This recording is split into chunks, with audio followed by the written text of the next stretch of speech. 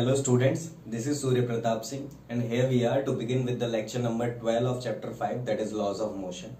In the last lecture we have discussed about the apparent weight of a body in a lift, and in this lecture we are going to start with the topic conservation of linear momentum.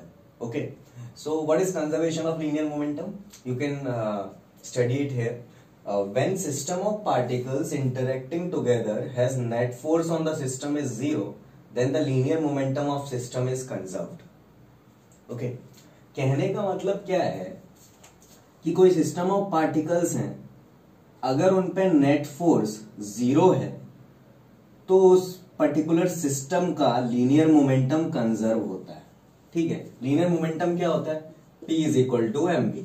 ठीक है, this is your linear momentum जिसकी unit kg metre पर second होती है ना. It is product of mass and velocity, यानी कोई मास अगर m है वो v वेलोसिटी से मूव कर रहा है तो उसके पास एक मोमेंटम होगा P इक्वल टू mv. हाँ या ना. मैं कोई भी मास हूँ, v वेलोसिटी से दौड़ने लगूं तो मेरे पास एक क्या आ जाएगा? मोमेंटम आ जाएगा. आएगा नहीं आएगा? आ जाएगा. बहुत सिंपल सी बात है. ठीक है भाई, ये तो चीजें हैं जो हम पढ़ चुके हैं तो दोबारा से समझाने की जरूरत नहीं है. तो मोमेंटम क्या होता है वो हम जानते हैं. ठीक है, तो मोमेंटम किसी भी सिस्टम का, अगर एक सिस्टम मान लो पार्टिकल्स का, और अलग अलग पार्टिकल्स हैं, सबके मोमेंटम P1, P2, P3 हैं. ठीक है, मैं एक सिस्टम मानता हूं पार्टिकल का. चलो एक डेरिवेशन कर लेते छोटी सी. Let us assume a system of particles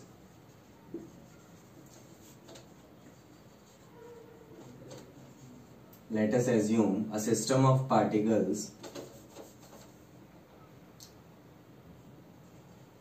whose momenta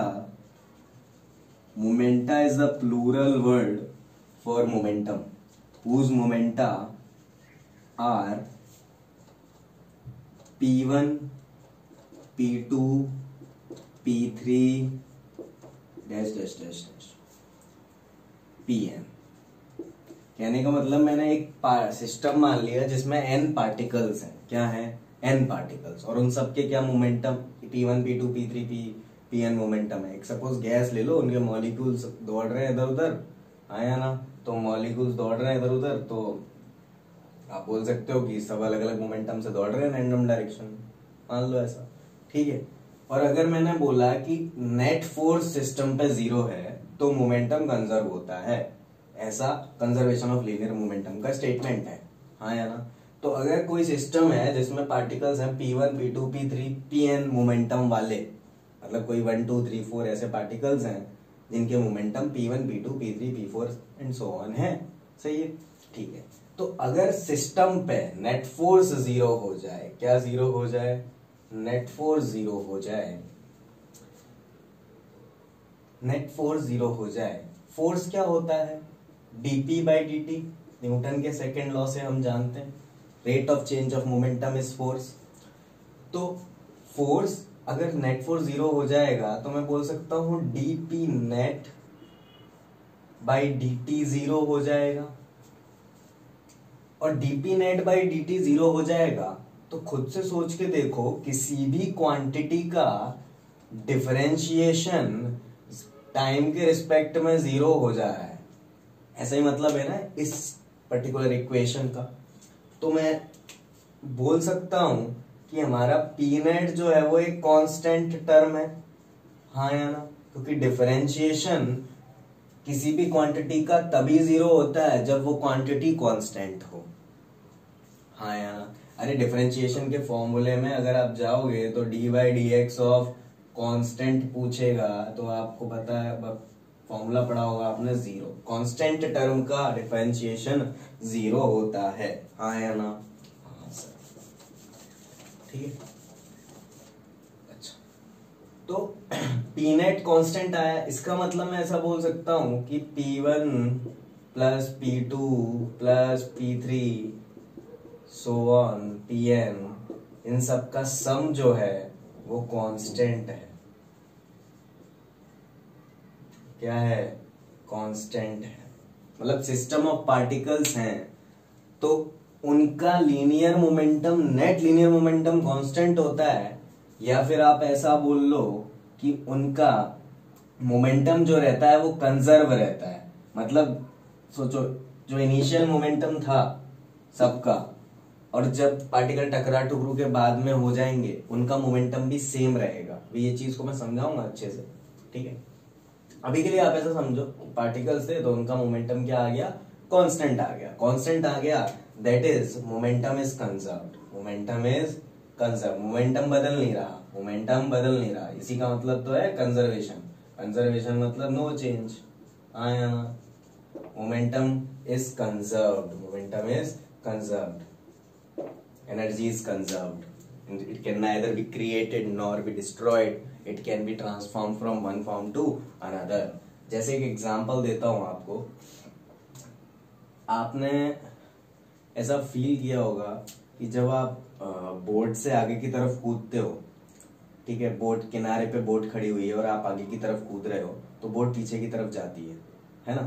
तो इस पर्टिकुलर एग्जांपल से आप समझ सकते हो कि देखो, बोट, और जब आप खड़े थे बोट पे तो बोट रेस्ट पे थी कूदने से पहले, पर जैसे ही आप आगे की तरफ कूदे तो आपकी बॉडी को एक मोमेंटम मिला या एक वेलोसिटी मिली। वेलोसिटी मिली तो मोमेंटम मिला। पर आप और बोट को अगर एक सिस्टम मान लें, system of particles interacting together, बात समझ आई? आप सबको एक सिस्टम मान लें तो आप और बोट का मोमेंटम मिला के इनिशियली 0 था, क्योंकि इनिशियली आप और बोट दोनों रेस्ट पे थे। यानी आप दोनों का फाइनल मोमेंटम भी 0 ही रहना चाहिए। वो तभी होगा जितना मोमेंटम आपको आगे मिला है उतना ही मोमेंटम बोट को पीछे मिल जाए। मोमेंटम समझ लो या फोर्स समझ लो, एक ही बात है। जो फोर्स आपने आगे लगाया वो फोर्स बोट को पीछे की तरफ मिल गया भाई, सिंपल है, इसमें क्या बहुत बड़ी बात है, बेसिक थिंग। और एग्जांपल आप लो, रिकॉइलिंग ऑफ गन। जैसे गन चलाते हैं हम तो हमको पीछे की तरफ झटका लगता है, चल लगता है नहीं लगता, तो जो पीछे की तरफ झटका लगता है वो आप समझ सकते हो कंजर्वेशन ऑफ लीनियर मोमेंटम की भी एप्लीकेशन है वो भी, है ना। कि जो मोमेंटम उस बुलेट को आगे की तरफ मिला उतना ही मोमेंटम गन को पीछे की तरफ मिलता है, ताकि लीनियर मोमेंटम कंजर्व रहे, जो पहले था वही रहे। इनिशियली जो बुलेट थी और गन थी वो दोनों रेस्ट पे थे, ठीक है, पर बुलेट जब आगे की तरफ गई तो गन भी पीछे की तरफ जाएगी, ताकि नेट मोमेंटम 0 ही रहे। नेट मोमेंटम क्या रहे, 0 ही रहे, क्योंकि मोमेंटम कांस्टेंट रहता है पार्टिकल्स का, जैसा पहले रहता है वैसे ही बाद में रहता है। Momentum is conserved. बात समझ आई क्या? 2 एग्जांपल से आपको बात समझ में आई? ठीक है, आप लिख लेना, एग्जांपल्स भी लिख लेना। एग्जांपल्स लिख सकते हो आप। एक example recoiling of gun,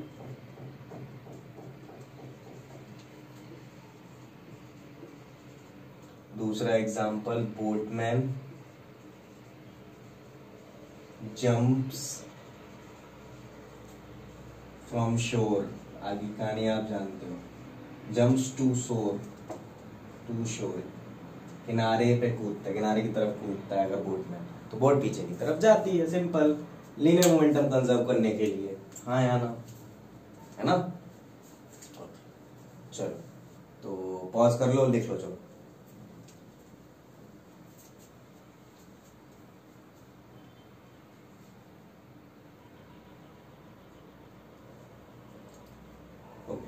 I think लिख लिया होगा। तो अब हम नेक्स्ट चीज पे चलते हैं कि सिस्टम का मोमेंटम कैसे कंजर्व होता है। एक 9th में आपने डेरिवेशन और भी करी थी, ये तो थोड़ी अच्छी डेरिवेशन होगी 11th के हिसाब से कि डिफरेंशिएशन आता है, तो आपको बता दिया कि भाई कांस्टेंट का डिफरेंशिएशन जो होता है वो 0 होता है, इसलिए जो नेट मोमेंटम है वो कांस्टेंट है किसी भी सिस्टम का, अगर सिस्टम पे नेट फोर्स 0 है। ओके, अब मैं एक सिस्टम कंसीडर करने के लिए एक एग्जांपल लेता हूं। एग्जांपल ले लो या फिर सिस्टम कंसीडर किया है, आप प्रॉपर डेरिवेशन कर रहे हो कंजर्वेशन ऑफ मोमेंटम की। ये जो भी मैंने लिखा है ये भी एक डेरिवेशन, पर ये एक डेरिवेशन है डिफरेंट पार्टिकल्स है जिनके मोमेंटम P1 P2 P3 हैं, ठीक है।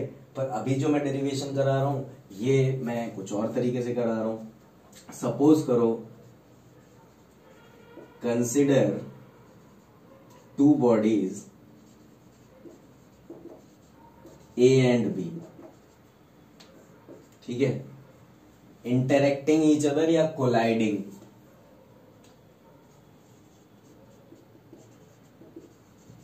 ठीक है। Suppose consider two bodies A and B colliding, है ना, कोई एक बॉडी ए थी जो पहले u1 वेलोसिटी से चल रही थी, या ua से ले लो आप, ठीक है, u1 से लेना है तो u1 ले लो, या ua लेना है तो ua ले लो, जो भी ठीक लगे, u1 ले लो बेटर है। कोई बॉडी ए थी जिसकी इनिशियल वेलोसिटी u1 थी और कोई वेलोसिटी b थी, कोई ऑब्जेक्ट b था या बॉडी b थी जिसकी भी इनिशियल वेलोसिटी u2 थी, ठीक है। अगर u1 ग्रेटर देन u2 होती तो ये जाके इसमें टकरा जाएगा, नहीं टकरा जाएगा, टकरा जाएगा। तो अगर u1 ग्रेटर देन u2 है तो ये जाके इसमें टकरा जाएगा, और टकराने के बाद दोनों की फाइनल वेलोसिटी कुछ और होंगी नहीं होंगी। तो अगर मैं इस कंडीशन को बोलता हूं बिफोर कोलिजन, और अब मैं आफ्टर कोलिजन की कंडीशन बता रहा हूं। आफ्टर कोलिजन कंडीशन ऐसी हो गई कि आपकी जो ए बॉडी थी उसकी कुछ वेलोसिटी v1 हो गई, और बी बॉडी जो थी, थोड़ा पास बना लो, जगह बच जाएगी, बी बॉडी जो थी उसकी वेलोसिटी v2 थी, ठीक है। तो ये बिफोर कोलिजन या आफ्टर कोलिजन, ठीक। अच्छा, इनिशियल मोमेंटम अगर इस सिस्टम का मैं आपको बोलूं निकालो, अगर ए और बी को सिस्टम मान लूं, क्या मान लूं, एक सिस्टम, और सिस्टम पे नेट फोर्स 0 हो तो मोमेंटम कंजर्व रहता है, ऐसा हमें प्रूव करना है, ठीक। मोमेंटम कंजर्व रहता है यानी जो पहले रहता है सिस्टम के पार्टिकल्स का सम का मोमेंटम का सम वही बाद में रहता है, मतलब पहले का टोटल मोमेंटम बराबर बाद का टोटल मोमेंटम, कहने की बात सिंपल ही है। तो अब अगर आप बात करो तो इस जगह पे आप इनिशियल मोमेंटम डिफाइन करोगे, P इनिशियल ऑफ सिस्टम का P इनिशियल करोगे, नहीं करोगे? तो P इनिशियल ऑफ सिस्टम आप बोलोगे, अगर मैं बोल देता हूं इसका मास m1 है और इसका मास m2 है, तो P इनिशियल आप बोलोगे m1 u1 plus m2 u2, हाँ या ना। और ऐसे ही P फाइनल आप क्या बोलोगे, P फाइनल आप बोलोगे, फाइनली ये सिचुएशन है तो दोनों का मोमेंटम जोड़ दो, m1 v1 plus m2 u2 v2, मतलब इसका मोमेंटम प्लस इसका मोमेंटम, हाँ या ना। तो इनिशियल मोमेंटम सिस्टम का ये है, फाइनल मोमेंटम सिस्टम का ये है, यानी कि इनिशियल मोमेंटम और फाइनल मोमेंटम सेम होने वाले हैं, यानी कि मुझे प्रूफ ये करना है कि m1 u1 plus m2 u2 बराबर m1 v1 plus m2 v2, हाँ या ना। इसका प्रूफ करना है मुझे, हाँ या ना, जो आप कर चुके हो 9th क्लास में, हाँ या ना। ठीक है, चलो करते हैं। कैसे करेंगे, देखो ऐसे करेंगे, जब ये पार्टिकल्स इंटरैक्ट करेंगे, मतलब जब ये A इस B से टकराएगा, जब u1 ग्रेटर देन u2 हो जाएगा, तो आप बोल सकते हो कि ऐसे जब A B से टकरा रहा होगा तो A B पे एक फोर्स लगाएगा और B भी A पे एक फोर्स लगाएगा, हाँ या ना। क्योंकि दो पार्टिकल्स अगर टकराएंगे तो अगर एक्शन होगा तो रिएक्शन भी होगा, हाँ या ना। हाँ सर, ठीक है। अब एक्शन होगा रिएक्शन होगा तो आप बोलो, सोचो कि सपोज करो ये जो एरो मैंने बनाया है, ये एरो बनाया है force on B due to A, F B is what, force on B due to A. Notations याद रखना, 12th में भी काम आएंगे। एफ बी ए पढ़ने का तरीका, force on B due to A, B पे फोर्स ए की वजह से, ऐसे ये है force on A due to B, A पे फोर्स बी की वजह से, सही है। तो जब ये दोनों टकरा रहे होंगे तो एक दूसरे पे फोर्स लगाएंगे और वो फोर्स एक्शन रिएक्शन पेयर होंगे, और अगर वो एक्शन रिएक्शन पेयर होंगे तो न्यूटन्स थर्ड लॉ के हिसाब से वो इक्वल एंड अपोजिट होंगे। हाँ या ना? हाँ सर, ठीक है। तो उस हिसाब से अगर आप देखो तो एफ ए बी बराबर माइनस ऑफ एफ बी ए हो जाएगा। बोल होगा कि नहीं होगा? वेक्टर सही है। तो force on A due to B is equal to minus of force of B due to A. Direction अलग उल्टी है पर इक्वल इन मैग्नीट्यूड है। हाँ कि ना? हाँ सर, ठीक है, बढ़िया।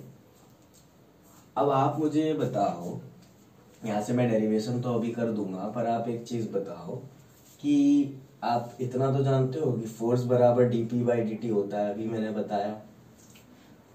तो अगर आप थोड़ा सा ध्यान दो तो यहाँ पे फोर्स लिखना है आपको, तो फोर्स ऑन ए लिखना है अगर, तो मोमेंटम चेंज किसका होगा?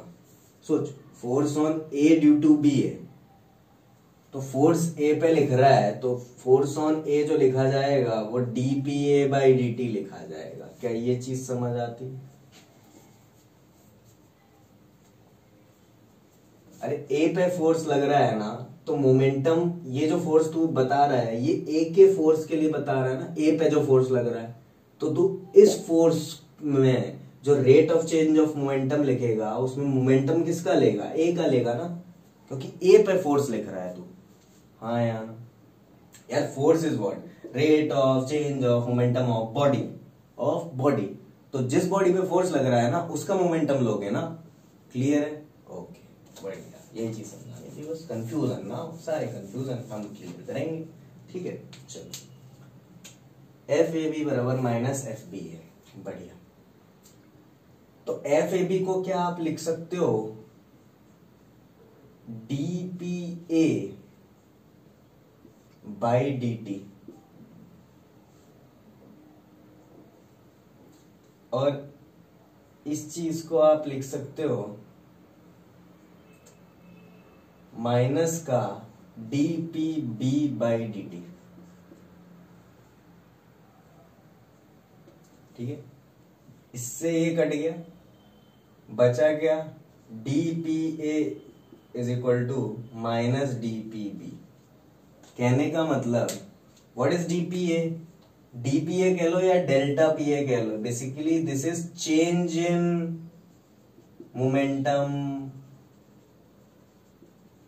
Of A. हाँ या ना? ऑफ ए बॉडी, और ये change in momentum of B, change in momentum of B. तो देख, change in momentum equal and opposite आ रहे हैं, फोर्स भी इक्वल एंड अपोजिट होते हैं, तो इसलिए वो बोट वाला एग्जांपल सोच कि जो तूने फोर्स आगे लगाया वही फोर्स पीछे लगा, यानी जो तूने मोमेंटम आगे दिया वही मोमेंटम पीछे मिला। सिंपल है, एक दूसरे से रिलेटेड क्वांटिटी है भाई। डेरिवेशन तो ये बट ठीक है, मैथमेटिकल लैंग्वेज में रिप्रेजेंट कर दी है चीजें, डरना क्या है, समझ लेते हैं, आ जाओ। ठीक है, तो D P A is equal to minus D P. ठीक है भाई, अच्छा। Change in momentum of A, तो ए का मोमेंटम में कितना चेंज आया? पहले था m1u1, बाद में है m1v1। हाँ या ना? अरे मास तो वही रहेगा ना यार, ऐसा तो थोड़ी टकराने के बाद मास बदल जाएगा, मास तो वही रहेगा, है ना? चलो, तो चेंज इन मोमेंटम ऑफ ए अगर आप लिखोगे तो फाइनल मोमेंटम माइनस इनिशियल कर दो, तो यहाँ पे आप देखोगे तो बेसिकली क्या मिलेगा आपको? m1v1 minus m1u1। सही है क्या? सही है। यहां से आप देखोगे तो इस साइड आप क्या लिखोगे? Change in momentum of B, यानी m2v2 final momentum of B minus initial momentum of B. सही है। तो अगर आप इसको रीअरेंज करोगे तो आपको ये रिजल्ट मिल जाएगा, देख लो। अरे देखो, यहां से ये माइनस m1u1 है, यहाँ पे देख प्लस m2u2 बनेगा, तो माइनस m1u1 इधर आके m1u1 प्लस m2u2 बना देगा। इस साइड ये माइनस का m2u2v2 चला जाएगा, तो इस साइड m1v1 लिख ले, m1v1 प्लस m2v2 बराबर m1u1 प्लस m2u2, ये ले आ गया। आया नहीं आया? तो हमने प्रूव कर दिया कि इनिशियल मोमेंटम और फाइनल मोमेंटम दोनों के बराबर होते हैं। किया नहीं किया? पी फाइनल है ना, इस साइड फाइनल लिखा है, वन गिवन, पी फाइनल बराबर पी इनिशियल। ठीक है, ये बराबर होते हैं। क्लियर है? P final of a system is equal to P initial of a system. System की बात हो रही है यहाँ पे, किसी एक बॉडी की नहीं, है ना? ये कंफ्यूजन क्लियर रखना।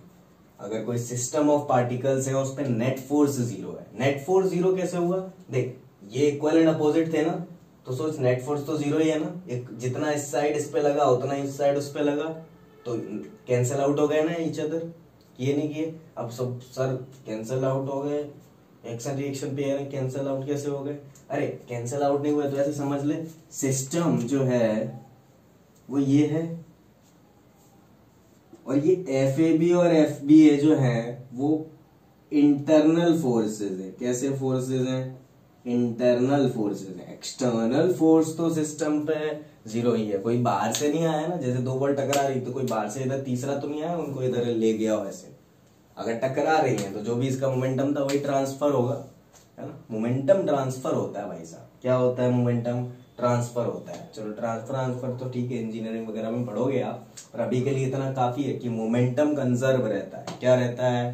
कंजर्व रहता है। और ट्रांसफर होता है, उसके लिए अगर आप सिंपल सा एग्जांपल आप ले सकते हो ना, कि आप दौड़ के जा रहे हो, ठीक है, तो सपोज करो कि सामने एक कबर्ड रखी है, तो आप दौड़ के जाओगे और कबर्ड से टकराओगे तो कबर्ड को गिरा दोगे ना, सिंपल सी बात है। तो आपने जो मोमेंटम था आपके अंदर की बॉडी में, है ना, आपकी बॉडी में, वो मोमेंटम कबर्ड को मिल जाता है और कबर्ड मोशन में आ जाता है। सिंपल सी बात है, हाँ या ना? ठीक है, तो मोमेंटम ट्रांसफर होता है, कंजर्व रहता है। क्या रहता है? कंजर्व रहता है। ठीक है, तो अगर नेट फोर्स जीरो हो, अगर नेट फोर्स जीरो हो, पॉज कर ले, लिख ले, ये सबसे लास्ट में लिखना, पी इनिशियल पी फाइनल। या एक काम करो ना, ये लिखने की जरूरत ही नहीं, ये मत लिखो, बस वो लास्ट में लिख लेना। ठीक है, वो चीज बाकी लिख लो।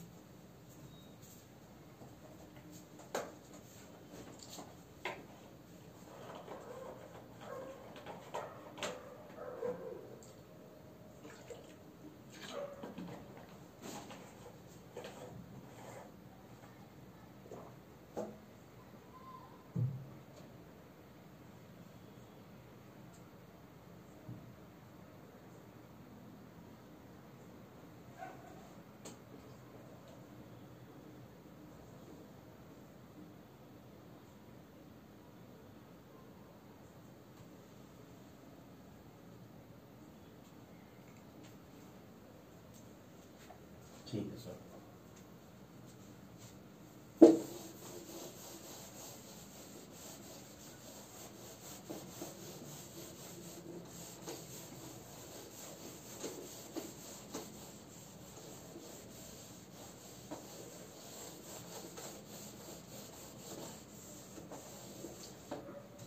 अब नोट्स में ऐसे दिया हुआ है, मैंने, कंफ्यूज मत होना कि मतलब देखो मैंने ये चीज ऐसे लिखी है, F A B delta T.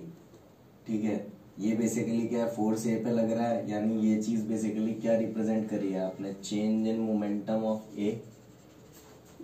अरे यही जो पर्टिकुलर सवाल था जो भी कर लेते हैं अपन, दो बॉडी कोलाइड होनी है ए और बी, तो F A B delta T क्या है? ये बेसिकली चेंज इन मोमेंट, अरे फोर्स ऐसे ले लो, एफ ए बी बराबर change in momentum of A upon change in time. अगर चेंज बड़ा हो, मैंने डीपीए लिखा स्मॉल चेंजेस के लिए, तो चेंज अगर बड़ा हो, चेंज अगर बड़ा हो तो ऐसे रिप्रेजेंट किया जाएगा। ठीक है, तो नोट्स में मैंने ऐसे लिखा, delta p A by delta t. तो इस साइड देखो क्या आएगा, F A B delta t is equal to delta p A. हाँ या ना? यानी चेंज, ये क्या है आपका? Change in momentum in A, change in momentum in A, सही है।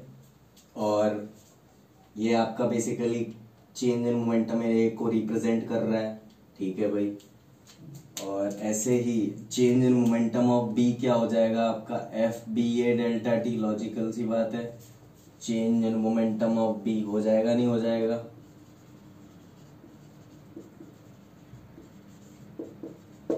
यार बी का अगर लेंगे तो बी ए लिखेंगे तो यहाँ पे डेल्टा पी पी बी आ जाएगा, आएगा नहीं आएगा? आएगा। अब देखो न्यूटन के थर्ड लॉ से हम जानते हैं कि एफ ए बी बराबर माइनस का एफ बी ए होता है। दोनों साइड डेल्टा टी मल्टीप्लाई कर दें तो F A B into delta T बराबर माइनस का F B A into delta T. सही है। अब F A B delta T minus का F B A delta T. सोच ये चीज क्या है? Change in momentum of A, और ये चीज क्या है? Change in momentum of B. तो बेसिकली इसको क्या लिखोगे? Change in momentum of A, इसको लिखोगे change in momentum of B minus की। देख वही चीज आई है ना, कहने का मतलब आना वही है, आना वही है। और इसके बाद यहाँ पे लिख दो आप वही दो बॉडीज अगर थी तो m1 u1 जो भी है। चेंज इन मोमेंटम ऑफ ए क्या है? m1 v1 minus m1 u1।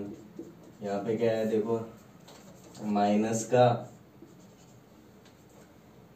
m2 v2 minus m2 u2। ठीक है, रीअरेंज कर लो फिर से वही चीज आ जाएगी। ये m1 u1 plus m2 u2 बराबर m1 v1 plus m2 v2, यानी इनिशियल मोमेंटम बराबर फाइनल मोमेंटम। सिंपल। पॉज करके लिखना हो तो लिख लो, नहीं तो नोट्स में मैंने लिखा हुआ है, जो भी आपको ठीक लगे।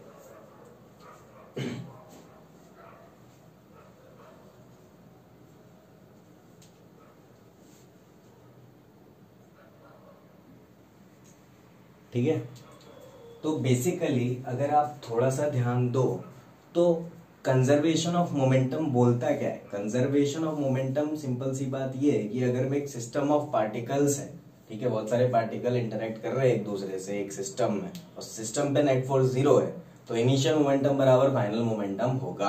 अब इसकी बहुत सारी एप्लीकेशंस हैं, बहुत सारे सवाल बनते हैं इस पे। ठीक है, तो देखते हैं क्या होता है, क्या सवाल होते हैं।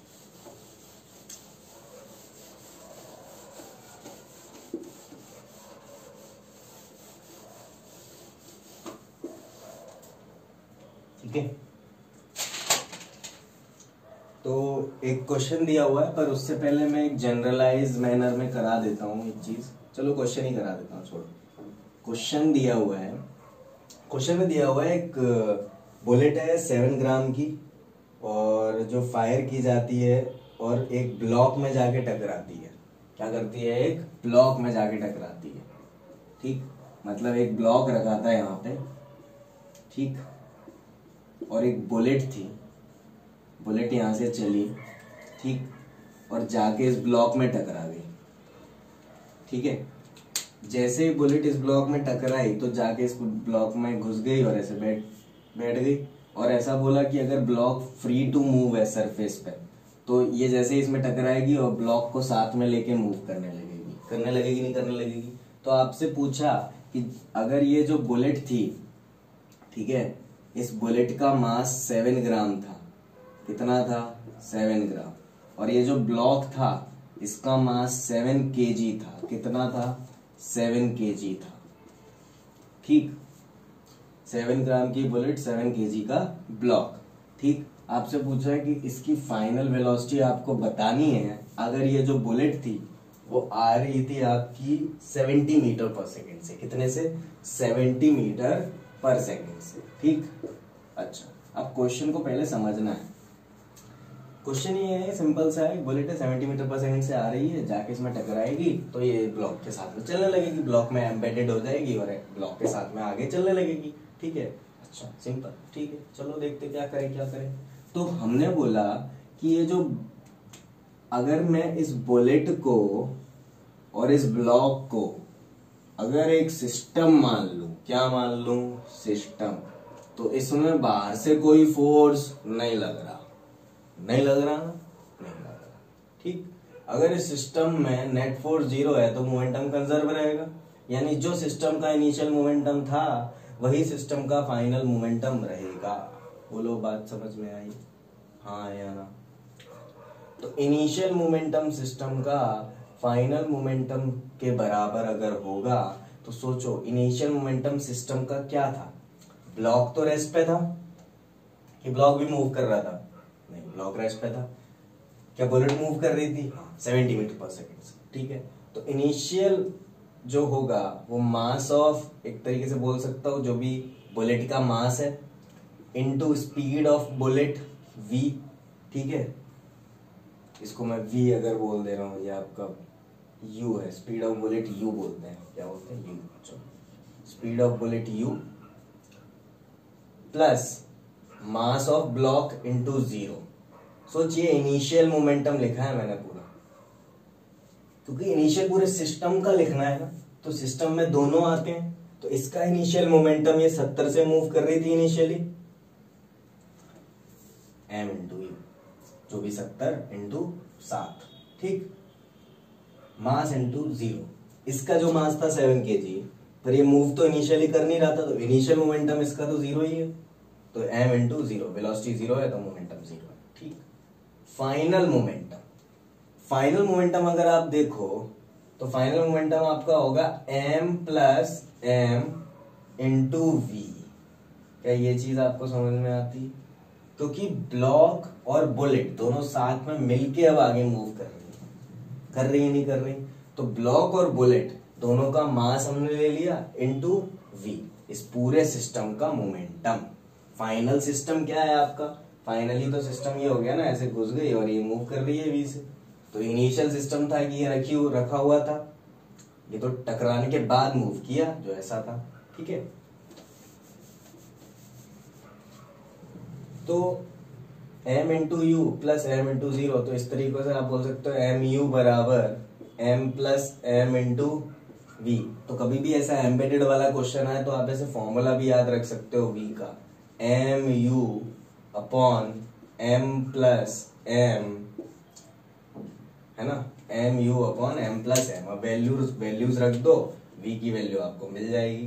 देखो m की वैल्यू कितनी है, स्मॉल m 7 ग्राम, इनटू ग्राम है तो इसको मीटर पर केजी में चेंज कर लो, 7 इंटू 10 की पावर -3 इंटू यू की वैल्यू 70 अपॉन m है आपका 7 प्लस 0.007,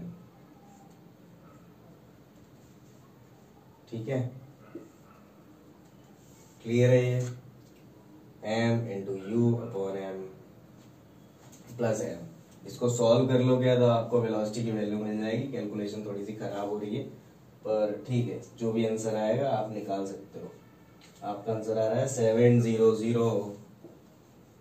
700 मीटर पर सेकेंड। सॉल्व कर लो, आंसर निकालो। चलो सॉल्व करके अभी पॉज करो, लिखो इसको और सॉल्व करके कैलकुलेटर से आंसर निकालो जहां भी बैठे हो आप, ठीक है। 700 मीटर पर सेकेंड। तो सवाल समझ आया आपको कि हमको फाइनल वेलोसिटी निकालनी थी पूरे सिस्टम की, तो हमने निकाल दी कंजर्वेशन ऑफ लीनियर मोमेंटम को यूज करके। सिंपल है ना।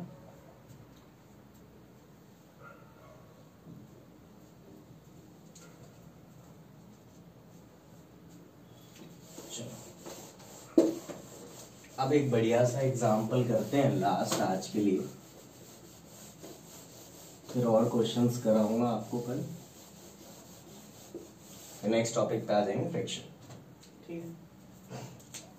तो एक और एग्जाम्पल, छोटा सा क्वेश्चन कि सपोज करो एक रिकॉइल गन थी, उसमें एक बुलेट थी, गन को आपने चलाया तो बुलेट जो थी वो आगे की तरफ गई, ठीक, विथ सम वेलोसिटी v, ठीक, और जो गन थी वो पीछे की तरफ आई, ऑब्वियस सी बात है ना, रिकॉइल वेलोसिटी ऑफ गन, है ना, तो वो कुछ थी u, रिकॉइल वेलोसिटी ऑफ, इसको बोलते हैं recoil velocity of gun. Recoil velocity of gun मतलब, अरे वो एडवाइस नहीं दी जाती कि बड़ी वाली बंदूक चलाते वक्त कंधे का सहारा ले, है ना, और कंधा मजबूत होना चाहिए, नहीं तो कंधा टूट भी सकता है, ठीक है, क्योंकि उसमें झटका बहुत पीछे की तरफ ज्यादा आता है, तो रिकॉइल जो पीछे की तरफ लगने वाला एक तरीके से रिएक्शन,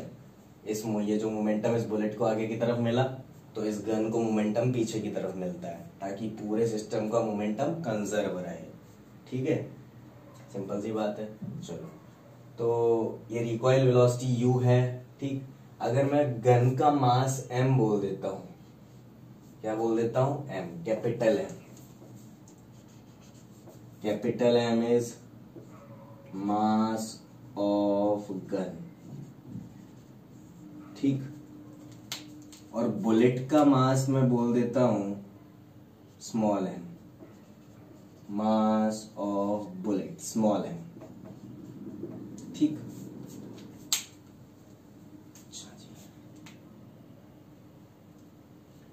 अगर पूरे क्वेश्चन ऐसा बोला कि इसको जैसे ही मैंने गन चलाई तो उसके बाद रिकॉइल वेलोसिटी गन की निकालो अगर बुलेट v वेलोसिटी से आगे गई है, अगर बुलेट v वेलोसिटी से आगे गई है और m मास की गन दी है और m मास का बुलेट दिया है, स्मॉल m और कैपिटल M। ठीक है, तो इस पर्टिकुलर सवाल में आप क्या करोगे, P इनिशियल बराबर P फाइनल करोगे, क्योंकि सिस्टम का नेट फोर्स 0 है, net force on system is 0।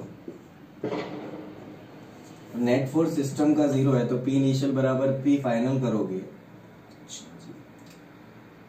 P initial momentum जब गन चली ही नहीं थी, उस समय इनिशियल मोमेंटम गन का और आपका क्या था, 0 था। अरे बिल्कुल वैसे ही जैसे आप बोट पे खड़े थे और आगे की तरफ कूदना चाह रहे थे, तो बोट और आपका इनिशियल मोमेंटम तो 0 ही था, तो जितना मोमेंटम आपको आगे मिला उतना ही मोमेंटम पीछे की तरफ मिला होगा बोट को, ऐसा आपने एग्जाम्पल में समझा था। बिल्कुल वैसे ही जितना मोमेंटम आगे की तरफ इसको मिला उतना ही मोमेंटम पीछे की तरफ मिला होगा, हाँ या ना, हाँ सर। पर लेकिन इनिशियल मोमेंटम तो सिस्टम का 0 ही था नहीं था, तो इनिशियल मोमेंटम सिस्टम का 0 है। फाइनल मोमेंटम सिस्टम का अगर आप देखो तो आपको दिखेगा कि फाइनल वेलोसिटीज बुलेट की v हो गई है, गन की u हो गई है, तो फाइनल मोमेंटम जो लिखा जाएगा वो बुलेट का मोमेंटम प्लस गन का मोमेंटम। तो बुलेट का मोमेंटम क्या लिखोगे, बुलेट का मास इंटू बुलेट की स्पीड, हाँ या ना, हाँ सर, प्लस ब्लॉक गन का मास इंटू गन की speed, and this is speed, recoil speed basically. तो आपको रिकॉइल स्पीड अगर निकालनी है तो रिकॉइल स्पीड का फॉर्मूला क्या आता है, बेसिकली देखो, रिकॉइल वेलोसिटी का फॉर्मूला आता है आपका m/m इंटू v। ठीक है, कि बुलेट का मास अपॉन गन का मास इंटू बुलेट की स्पीड, बुलेट की वेलोसिटी। यहाँ पे ये क्या है, स्पीड ऑफ बुलेट, स्पीड कहो या वेलोसिटी कहो तो ज्यादा बेटर है, वेलोसिटी ऑफ बुलेट। m क्या है यहाँ पे, मास ऑफ बुलेट, ये क्या है, mass of gun. This is what, recoil velocity of gun, recoil velocity of gun. Important है, अच्छे से समझ के लिख लें।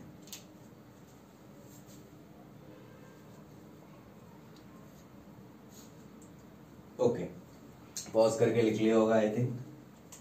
इसके बाद एक क्वेश्चन है जो इसी पे बेस्ड है, बेसिकली बिल्कुल ऐसा है। ठीक है, तो आई थिंक उसको मेरे को अभी करा देना चाहिए।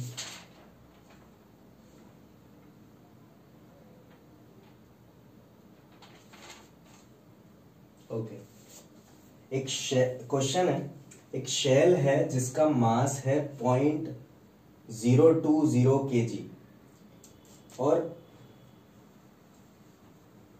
वो फायर की गई है एक गन से जिसका मास है 100 kg। ठीक, क्वेश्चन ऐसा है, बिल्कुल ऐसा ही है। ठीक है, बेसिकली एक गन है गन का मास बोल दिया है 100 kg। मैंने नोट्स में अनसॉल्व्ड में रखा है ये, ठीक है, इधर करा दे रहा हूँ। ये मास है 100 kg, ठीक। तो बुलेट दी है कि ये बुलेट जो आपकी है वो 0.0020 kg की है। 0020, ये नहीं 020 kg की है ना। जनरली बुलेट और गन के मास में इतना डिफरेंस होता है, सही बात है। ये 0.02 kg की है bullet, mass of bullet basically.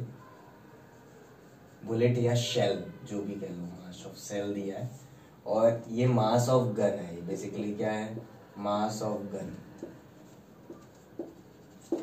तो गन का मास दिया है, इसका मास दिया है, और बोला है इसको फायर किया गया, और अगर muzzle speed of shell is 80 metre पर second, what is the recoil speed of gun. उसने बोला कि इसकी जो शेल की स्पीड थी, है ना, वो आपकी कितनी थी, 80 मीटर पर सेकेंड थी। शेल ऐसा भी समझ सकते हो, ये जो शेल है जो इसको धक्का दे रही है, ठीक है, तो इस सेल की जो स्पीड थी वो 80 मीटर पर सेकेंड थी, तो बुलेट की भी स्पीड ऐसे 80 मीटर पर सेकेंड ही थी, ठीक है। तो शेल बुलेट एक ही बात है, तो बुलेट पे, बुलेट की जगह शेल पे बना दिया हमने कुछ, ठीक है, इतना कुछ डरने की जरूरत नहीं है। शेल थी, शेल ही तो बुलेट को आगे धक्का दे रही है, तो शेल भी तो आगे की तरफ 80 मीटर पर सेकेंड से जा रही है, तो शेल का मोमेंटम आगे की तरफ है, तो शेल के मोमेंटम की वजह से ही तो ये इसका मोमेंटम पीछे मिला, ऐसा भी तो बोल सकते हो। बोल सकते हो, नहीं बोल सकते, बोल सकते हैं। तो आप इस पर्टिकुलर केस में अगर आपको रिकॉइल वेलोसिटी की निकालनी है, तो रिकॉइल वेलोसिटी का फॉर्मूला आपको पता है, देखो, माइनस का m/m × v। डायरेक्ट फॉर्मूला आप यूज कर सकते हो जेई वेई में, पर अगर आपको क्वेश्चन पूछा जाए कि ऐसा हो रहा है और फाइनल रिकॉइल वेलोसिटी बताओ, तो आप क्या करोगे, पूरा ऐसा प्रोसीजर लिखोगे, पी इनिशियल बराबर पी फाइनल। इनिशियल मोमेंटम इस सिस्टम का क्या है, 0 है। फाइनल मोमेंटम में आप मास इनटू वेलोसिटी दोनों की रखोगे। चलो ये ऐसे ही करके बताता हूँ, ऐसे फॉर्मूला यूज नहीं करता, डायरेक्ट फॉर्मूला यूज कर सकते हैं, उससे आप आंसर निकाल के देख लेना। मैं डायरेक्ट ऐसे कराता हूँ, पी इनिशियल बराबर पी फाइनल होगा। इनिशियल मोमेंटम 0 होगा, क्योंकि जब फायरिंग नहीं की गई होगी तो दोनों रेस्ट पे थे। फायरिंग करने के बाद फाइनल मोमेंटम शेल का जो है वो हो जाएगा 0.020 मास इनटू वेलोसिटी 80, प्लस इसका हो जाएगा मास इनटू वेलोसिटी, हमने कुछ भी u ले ली, हाँ है ना। तो वेलोसिटी हमारी आएगी, मास रख दो यहाँ पे 100, तो वेलोसिटी हमारे पास आएगी जो भी इसकी u है पीछे की तरफ 0.020 इंटू 80/100, ठीक है, माइनस का। इसको आप सॉल्व कर लो, u की वैल्यू आपको मिलेगी 1.6 सेंटीमीटर पर सेकेंड। ये मीटर पर सेकेंड में है, इसको सेंटीमीटर पर सेकेंड में चेंज कर लो, क्योंकि 100 आ जाएगा ऊपर, तो इसलिए तो इसका आंसर आ रहा है 1.6 सेंटीमीटर पर सेकेंड, है ना। तो आप चेंज करके मीटर पर सेकेंड से चेंज करके सेंटीमीटर पर सेकेंड में आंसर निकालना, तो आपका 1.6 सेंटीमीटर पर सेकेंड आ जाएगा। कंसेप्ट आपको समझ में आना चाहिए। कंसेप्ट क्या है, पी इनिशियल बराबर पी फाइनल, क्लियर है। पी इनिशियल 0 था तो पी फाइनल भी उसके बराबर ही होगा, उस हिसाब से हमने यू की वैल्यू कैलकुलेट कर ली, जैसे इधर करी थी, क्लियर हुआ।